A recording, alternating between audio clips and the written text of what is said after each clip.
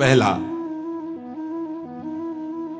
नाम जप में स्वाभाविक प्रीति, राधा राधा राधा राधा, हर्ष,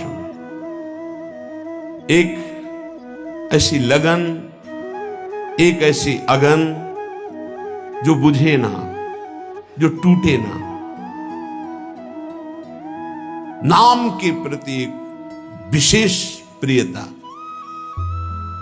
ये भगवान की ऐसी प्रचंड माया है कि रोज नाम महिमा सुनते हैं, पकड़ नहीं पाते हैं, पकड़ नहीं पाते, रोज सुनते हैं। कैसे बड़ा विचित्र खेल है। हम सब सुनते हैं, हम सबको पता है यहां से नाम रूपी धन लेके जाएंगे और कुछ नहीं। उसकी तरफ से कितने हम उदासीन हैं।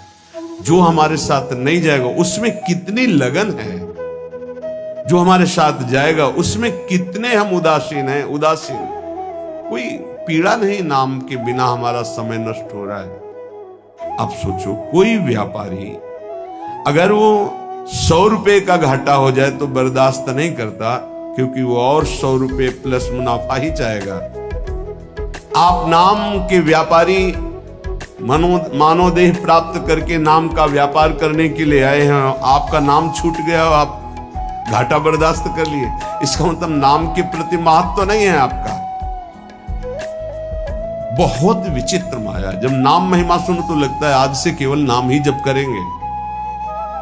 थोड़ी देर के बाद एक ऐसी हवा चली कि भूल गए कि हमने कुछ सोचा भी था नाम के प्रति। लाखों बार नाम की महिमा सुनने पर भी नाम में रति नहीं।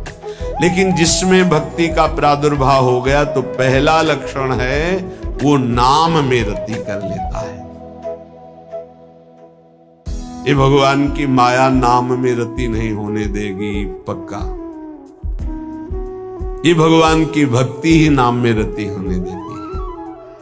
लाख समझाओ, नाम में रति नहीं हो सकती। और सब कुछ करने का मन करेगा।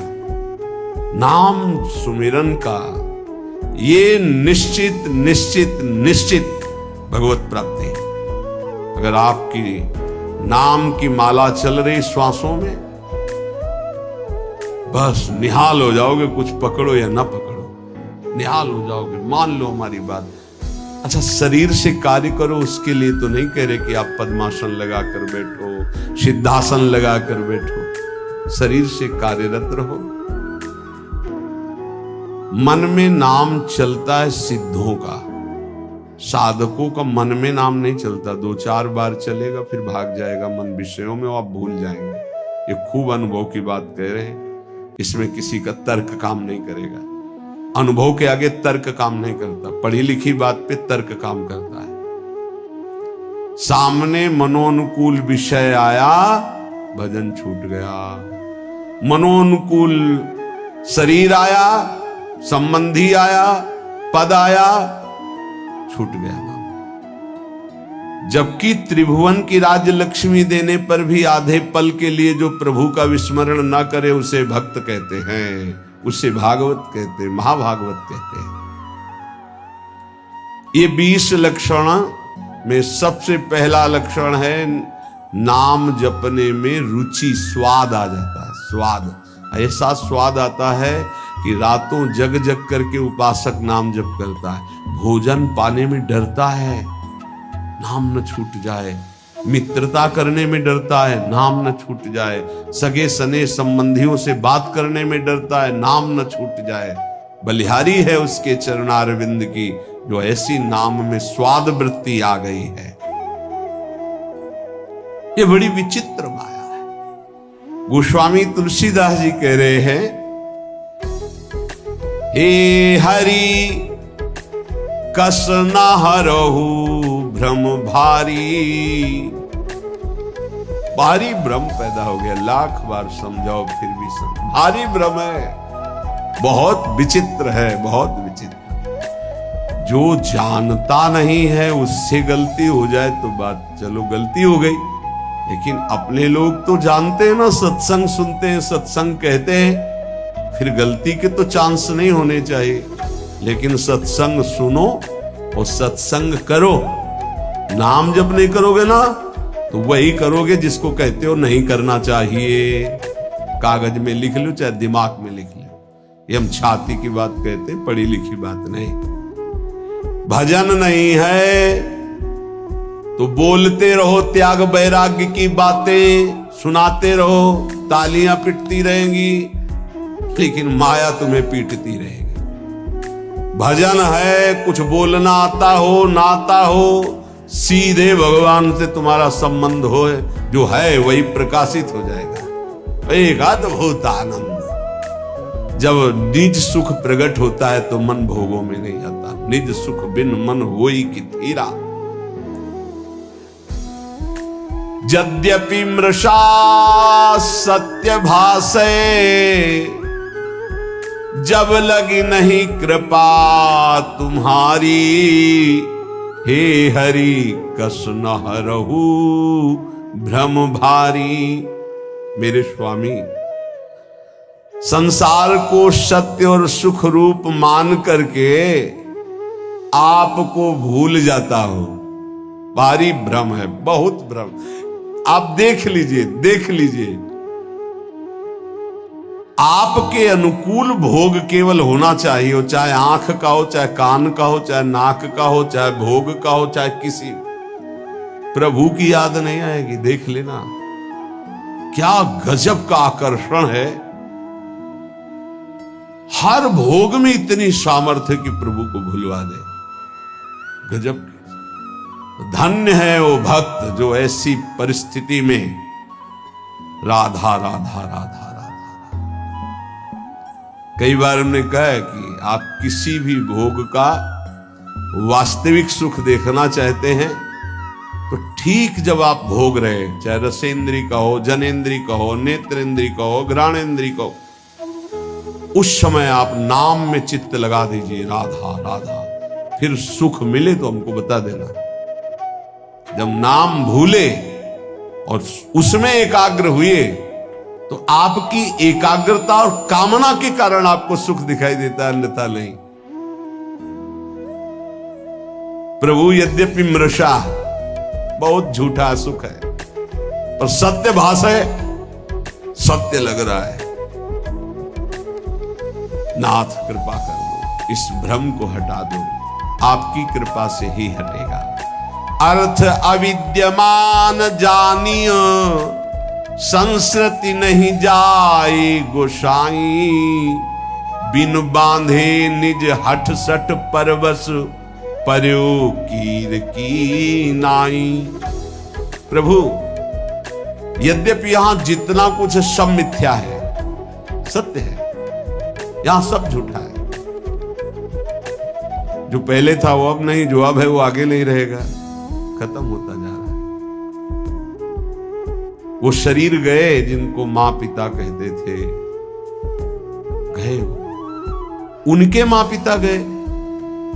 ये जाने को तैयार हैं, जो जन्मे हैं वो बढ़ के जाने को तैयार है। होश में यहां कोई टिक नहीं रहा है, सब जा रहे हैं, क्रम से जा रहे हैं, समय से जा रहे हैं अपने अपने।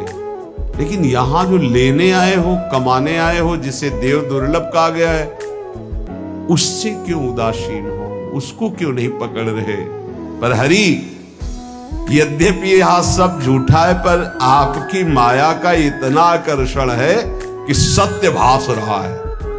देखो, बैंक में 1 लाख रुपया जमा है, उसका 5 रुपया भी खर्चा नहीं करना है।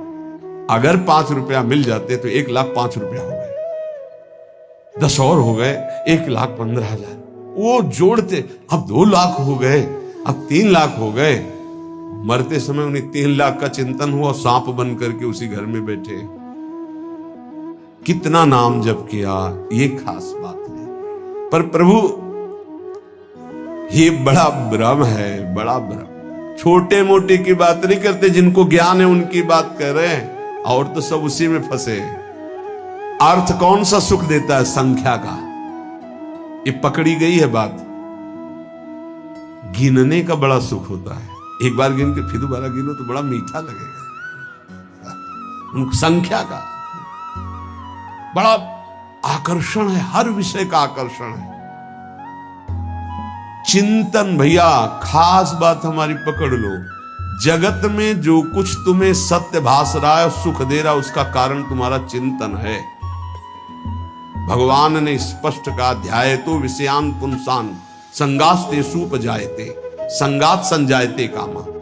खास बात, अगर विषय चिंतन ना हो, धन चिंतन ना हो, भोग चिंतन ना हो, और फिर आपको तो कोई उसका महत्व नहीं। समलोष्टास्म कांचना, जिनका चिंतन भगवान में रहता है तो माटी का ढेला, सोने का और रुपया सब उनके लिए एक समान रहता है, कोई उसका महत्व नहीं रहता। महत्व न रहते हुए केवल व्यवहार दिखाई देता है, आंतरिक महत्व नहीं रहता। प्रभु मैं ये जानता हूं, अर्थ अविद्यमान जानी, संस्कृति नहीं जाए गोसाई, बिनु बांधे निज हठ सठ परवश पर्यो कीर की लाए। मैं जानता हूं कि मेरा शरीर भी छूटेगा, धन भी छूट जाएगा। मैं जानता हूं कि पुत्र आदि परिवार के मेरे नहीं है। नहीं, परिचय बताओ, ये 20 साल पहले कहां थे? अगर आपका बहुत घनिष्ठ प्रेम है कि मेरा इकलौता लाडला पुत्र है, तो ये 20 साल पहले कहां था आप बताओ। इसके बाद ये जो कहां जाएगा आप बताओ, कितने दिन रुकेगा आप बताओ। कुछ नहीं, बेमतलब जैसे स्टेशन में कोई आके मिल जाए और बैठ जाए, हाथ मिलाए, चाय पिए तो मुझसे अपनापन कर ले, उसकी गाड़ी आई, चले गए, रोना शुरू कर दे। बोले क्यों? बोले वो हमारा दोस्त था, चला गया। ऐसे जानबूझ के हम फंस रहे हैं। प्रभु जैसे जो तोता है वो जानबूझ करके बंद जाता है, कई बार होता है। प्रभु ऐसे जानबूझ करके हम फंस गए। अब ऐसी और भगवान बीच बीच में सब आसक्तियों को हटाने के लिए विरोध करवाते रहते हैं। कटु वचन, प्रतिकूल व्यवहार, पुत्र से, पत्नी से, पति से, सबसे समझ कोई तेरा नहीं। वो चाहे जितना पिटे, वो चाहेगा उन्हीं को। तब लगता है यार कैसी विचित्र माया। ये अब भी नहीं समझ पा रहा कि कोई हमको इससे हटाना चाहता है। जिस राग को नहीं छोड़ सकते थे, हटाना चाहता है। अब बोल राधा राधा, निकल पड़ भगवान की खोज में, तेरा मंगल हो जाएगा। नहीं, बंदे कीर मरकट की लाई। सपने व्याधि विविध बाधा, जन्म मृत्यु उपस्थित आई। वैद्य अनेक उपाय करे, जागे बिनु पीर न जाई। भाई ऐसा है जैसे कोई स्वप्न में देखा कि मेरे पेट में बहुत दर्द हो रहा है, और इतना भयानक दर्द कि बस मरने जा रहे हैं। अब वो चिल्ला रहा है स्वप्न में, पेट दर्द कर रहा है, दवाई दो, और आवाज बाहर निकल रही है। अब बाहर से बड़े बड़े वैद्य बुला करके उसको दवाई पेट में लगाई जाए तो क्या उसका दुख दूर होगा? विचार करके बताना। बोले नहीं, वैद्य अनेक उपाय करे, जागे बिनु पीर। उसको दवाई की जरूरत नहीं। बोले जरूरत क्या? उसे जगा देने की जरूरत। अब ना पेट में दर्द है, ना मृत्यु जैसा कष्ट है, कुछ। थोड़ी देर स्वप्न का नशा रहता है जागने के बाद भी, अच्छा या बुरा का। ऐसे ही ब्रह्मबोध होने के बाद भी, तभी कहा गया ब्रह्मबोध होने के बाद भी बिल्कुल वैसे ही जैसे साधन पद्धति में रहे वैसे रहना, क्योंकि स्वाप्निक संसार का प्रभाव काफी देर रहता है। जब ब्रह्मबोध स्थिति लंबे समय तक, तब वो स्थिति, जैसे आप जग गए, लगा स्वप्न है लेकिन उसका प्रभाव रहेगा। अच्छा स्वप्न है, स्वप्न में आपकी माँ आई है तो आंसू चलने लगे।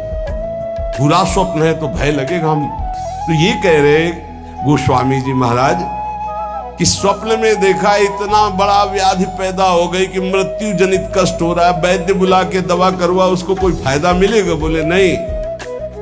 फायदा कैसे मिलेगा? बोले जगा दे बस। न रोग है न कोई पीड़ा है, पीड़ा पूरी महसूस होती है। ऐसे ही श्रुति गुरु साधु समृति सम्मत यह दृश्य असत दुखकारी, तेहि बिनु तजे भजे बिनु रघुपति विपति सके कोटारी। ऐसे ही ये जो तुम जागृत में देख रहे हो मायाकृत स्वप्न है, मोह निशा सब सोवनिहारा, देखे स्वप्न अनेक प्रकारा। तो बोले वो वैद्य कौन है? बोले वेद है, शास्त्र है, पुराण है और प्रवचन है, ये सब उस दुख मिटाने की औषधि है, पर सबसे पहले उसे जगाओ, उसको जगाओ। तो जगने का मतलब क्या होगा? बोले दृश्य असत दुखकारी, तेहि बिनु तजे वैराग्य, भजे बिनु रघुपति अनुराग, विपत्ति सकै को टारी। संसार से वैराग्य और प्रभु से अनुराग हुए बिना ये भारी दुख परंपरा, पुनरपि जननम पुनरपि मरणम पुनरपि जननी जठरे शयनम, ये मिटने वाली नहीं। बहु पाए संसार तरन कहां, विमल गिरा श्रुति गावे, तुलसीदास मैं मोर गए बिनु, जीव सुख कबहू न पावे। मैं और मोर तोर तय माया, जब तक मैं मोर तय तोर नहीं जाएगा तब तक कभी सुख की अनुभूति नहीं होगी। ये ऐसा भ्रम फैल गया मैं मोर तय तोर का कि नाम में रति ही नहीं होती। तो पहला लक्षण उपाय है, संसार के जितने भोग हैं सब असत हैं।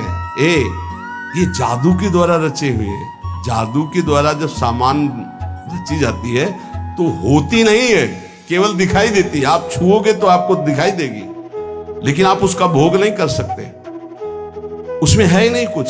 वो केवल रचना तुम्हारे नेत्रों को मंत्र शक्ति से बांध करके संकल्प के द्वारा की गई। तो ये संकल्प के द्वारा रचना हुई भाई पूरी सृष्टि की। एको हम बहुश्यामा, यहां केवल परमात्म तत्व और वो दिखाई नहीं दे रहा, हमें भोग तत्व दिखाई दे रहा है। रसेंद्रिय का, नाना प्रकार के इंद्रियों का भोग, ये बहुत बड़ा स्वप्न है, बड़ा दीर्घ स्वप्न है। इसको जगाने के लिए संत महात्मा गुरुदेव ये कृपा प्रसाद कर रहे हैं। तो जब जग जाओगे तब तुम्हें कोई रोक नहीं पाएगा भगवत प्राप्ति के लिए, क्योंकि पता चल जाएगा झूठा है, कौन सा भोग सत्य है। आप देखो ना कैसी आसक्ति है, 100 बार 1000 बार उसी भोग को भोग लो फिर भी मन कहता भाई सुख तो वही है, राधा राधा राधा। ये तो कल्याण के लिए है, सुख वहां है। ये स्वाप्निक जो सत्य भाव स्वाप्निक बैठ गया है, ये सत्य बैठ गया है। ये पाठ कर लो, नाम जप कर लो, इससे तो कल्याण होगा, लेकिन आनंद जो आएगा वो टीवी में आएगा, गेम खेलने में आएगा, वो इंद्रियों के भोगों में आएगा। ये तो कल्याण के लिए है। तो ये पता लिए कि आनंद है तो भगवान में, और दुख है तो दुखालयम शाश्वतम संस। बड़ा विचित्र माया का जाल बिछा हुआ है, जिसने उन्हें बिछाया है वही तुम्हें निकालने के लिए कृपा भी कर रहे, सत्संग मिल रहा है। पहला है नाम जप, बैठा लो। भक्ति का पहला लक्षण है अव्यावृत भजनात्, अखंड भजन, निरंतर भजन। भजन नहीं है भक्ति की पहली सीढ़ी ही नहीं तुम्हारे, तो फिर महल पर कैसे पहुंच जाओगे। पहला लक्षण राधा राधा राधा राधा, खूब नाम जप। दूसरा लक्षण, उस भक्त की जिह्वा से कभी भी किसी की निंदा नहीं निकल सकती। इनको अपने जीवन में स्वाध्याय के रूप में रखकर आचरण में उतारना चाहिए। कभी भूल कर किसी की निंदा मत करो, नहीं आपका भजन करने का भाव नष्ट हो जाएगा और भजन नष्ट हो जाएगा। तीसरा, चाहे जितनी अच्छी वस्तु आ जाए, चाहे जितना बड़ा मित्र आ जाए या कोई भी सांसारिक पद प्रतिष्ठा, कभी हर्षित मत होना। हर्षित हो गए तो भगवान का भजन छूट जाएगा। हर्ष मत करना। ये हर्ष द्वंद्व के अंदर आता है, हर्ष और शोक। बढ़िया कोई गाड़ी आई, कोई सामग्री आई, कोई हर्षित हो गए तो अगला लिखा है फिर आपको शोकित होना पड़े। हर्ष और शोक दोनों भजन को छीन लेते हैं, भजन नहीं होने देते। भगवान की माया के द्वारा प्रेरित होकर के जब आप नाम जप करेंगे किसी की निंदा नहीं करेंगे तो आपके सामने ऐसे पदार्थ, वस्तु, व्यक्ति, ऐसे पद आएंगे कि आपको हर्षित कर दे। हर्षित मत होना, प्रसन्न होना, आनंदित होना ये प्रभु से होता है, माया के द्वारा हर्ष होता है। हर्ष शोक भय नहीं मन माही, अस सज्जन मम उर्वस कैसे, लोभी हृदय बसे धनु जैसे। भगवान कहते मेरे भक्त के अंदर हर्ष नहीं होता। हर्ष शोक भय नहीं मन माही। तीसरा ये, भगवान की माया के द्वारा कुछ भी आपके पास भेजा जाए आप हर्षित नहीं होइएगा। ये ध्यान रखिएगा, ये माया रचित वस्तु से हमें आनंदित नहीं होना। यदि नहीं हुए तो तुम शोकित नहीं होगे जब कोई नष्ट होगा, और जब हर्ष शोक नहीं होगा तो नाम चलेगा। जैसे एकांतिक में कई बार प्रश्न करते हैं कि हमारा पुत्र मर गया, भगवान पर श्रद्धा नहीं रही, हमारा तो भजन ही चौपट हो गया, अब हमारी श्रद्धा नहीं रहेगी। वो हमारा सब काम चौपट हो गया, जब से भजन शुरू किया सब बाधाएं खड़ी हो गई, हमारी श्रद्धा नहीं रही। क्यों? पाप नष्ट हो रहे। भजन शुरू किया, माया ने विघ्न रूप प्रारब्ध को सामने खड़ा कर दिया। अगर चुपचाप सह गए, शोक आ गया है, नाम चल रहा है, चिंता मत करो, शोक आनंद में बदल जाएगा। हर्ष आया है, हर्षित मत हो, नाम जप करो, यही निरंतर आनंद में बदल जाएगा। हर्षित हुए तो शोकित होना पड़ेगा, शोकित हुए तो सब निराशा छा जाएगी, न प्रभु में आशा रह जाएगी न भजन में। चौथा, यदि कभी तुम्हारे सामने ऐसी परिस्थिति है किसी की कि वो बड़े दुख में है और तुम उसका दुख दूर करने में शरीर से, धन से, वस्तु से सक्षम हो, तो तुम्हें कभी उसकी उपेक्षा नहीं करनी चाहिए। ये बात जरूर ध्यान रखें, इससे बहुत लाभ होता है। किसी के दुख को देख करके उपेक्षा न करें। यदि अपने को अवसर मिला है तो श्री जी का बगीचा है, उसके सामने कोई सावन के समय, हो सकता है 18-20 वर्ष की बात हो, बाहरी कोई संत भगवान वयोवृद्ध आए थे, तो उसी बगीचे के गेट के पास ऐसे जो परिक्रमा का किनारा है पड़े थे और बहुत उनको शौच, वृद्ध थे। कोई अब कौन यहाँ तो परिक्रमा लगा रहे, सब अपने राग रंग में मस्त। सुबह देखा था परिक्रमा करते से, सोचा ऐसे ही भिक्षा को गए तो दोपहर को देखा ऐसे, फिर भी लगा आराम कर रहे होंगे। शाम के देखा तो फिर वही, तब लगा शाम के दर्शन करने जाए, हम नजदीक गए तो देखा वो बोल नहीं पा रहे। एक मित्र संत जो थोड़ा अर्थव्यवस्था वाले थे, प्रार्थना की, रामकृष्ण मिशन में भर्ती हुए, जो 8-10 दिन उनका जो दुलार मिल रहा था ना, वो हृदय में जो आनंद प्रकट का, ऐसा लग रहा था मेरे प्रभु स्पर्श कर रहे हैं। हमारे पास सामर्थ्य नहीं है तो शरीर से, व्यवहार से, बुद्धि से, अगर अर्थव्यवस्था है तो अर्थ भी लगा करके, प्राप्त सेवा का त्याग करने से भजन में हानि हो जाती है। प्राप्त सेवा, अगर कोई पशु पक्षी मनुष्य ऐसा है जिसके सानिध्य को भगवान ने दिलाया, जैसे पूज्य भाई जी से हनुमान प्रसाद पोद्दार जी महाराज, एक वयोवृद्ध टीवी के रोग के जिनको घर वालों ने निकाल दिया था, वो ऐसे ही रोड के किनारे, बहुत ही बुरी दशा थी। किसी भक्त ने बताया कि ऐसा ऐसा कई दिन से देख रहे हैं, बहुत। भाई जी नजदीक गए, उनको उठा के लाए, अपने एक कमरे में रखा, जांच करवाई तो टीवी बहुत बढ़ी हुई थी। अच्छा, ये संक्रामक रोग होता है, जैसे थूक आदि, तो सब वो ऐसे दस्ताने और मास्क लगाकर, भाई जी ऐसे ड्यूटी बंधी की 2-2 घंटे 3-3 घंटे सब इनकी सेवा में। अपरिचित, रोग ग्रसित, अनाथ, प्राप्त सेवाएं भगवत स्वरूप। भाई जी से कहा, भाई जी संक्रामक रोग होता है, आप मास्क नहीं लगाए, आप सावधान। बोले देखो आप मरीज की सेवा करो, हम भगवान की सेवा, हमें कुछ नहीं होने वाला, क्योंकि मैं अपने भगवान की सेवा कर रहा हूं। आप मरीज की आप जरूर पहनिएगा, क्योंकि आप मरीज की कर रहे हैं, हम श्री भगवान की, हमारे श्री भगवान। बड़े बड़े महापुरुषों से शिक्षा मिलती है, कभी ऐसा अवसर मिले तो जरूर वहां प्रमाद नहीं करना चाहिए कि हमारा क्या नहीं, भगवान उस रूप में आपको कुछ विशेष स्थिति प्रदान करने के लिए सेवा का अवसर दिया। ये चौथा, प्राप्त सेवा का कभी त्याग ना करें। जैसे एक दो बार ऐसा हुआ, कई दिन से भूखे बाबा, कहीं मिलेगा क्या, कहीं भोजन की व्यवस्था है क्या? भोजन की कहाँ व्यवस्था है? आइए आप, जो कुछ भोग का श्री जी का एक एक लड्डू लगा दिए, श्री लगा दिए, आप इसे पाइए और फिर हमारी जितनी सेवा में सामर्थ्य है उतना होगा।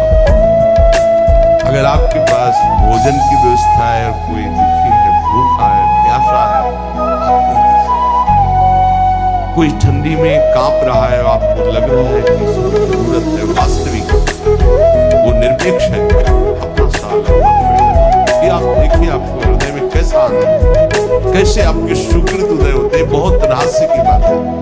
प्राप्त सेवा का त्याग करने से श्री जी के भजन में विक्षेप पड़ जाएगा और उपासक का भाव क्षीण हो जाएगा। वो चाहे किसी पशु पक्षी की हो या किसी मनुष्य की, अगर सेवा प्राप्त हो गई है तो उस समय उपेक्षा ना कीजिए, जैसे संसार है सब नहीं। अब पूज्य राधा बाबा के पावन चरित्र अवध धाम कनक बिहारी जी के दर्शन कर ले, रास्ते में गधे के रूप में भगवान ही सब बहुत ही घाव कौवा ऐसे जिंदा नोच रहे थे। बाबा ने देखा तो सब बाबा प्राय मौन रहे थे, अपना चला उतारा, पूरा उठा दिया,